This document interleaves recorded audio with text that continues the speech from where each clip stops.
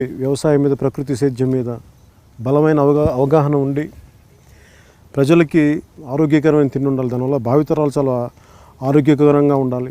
బలమైన ఆరోగ్యంతో ఉన్న ప్రజలు ఉంటేనే దేశం బలంగా ఉంటుందని ఇలాంటి గొప్ప ఆశయాలతోటి విజయరామారావు గారు చాలా సంవత్సరాల క్రితం ఒక చిన్న రైతుగా ప్రారంభించి ఈ రోజున ప్రకృతి వ్యవసాయాన్ని ప్రతి ఒక్కరికి నేర్పించాలి, దీన్ని చేయాలన్న తపన ఆయనకి.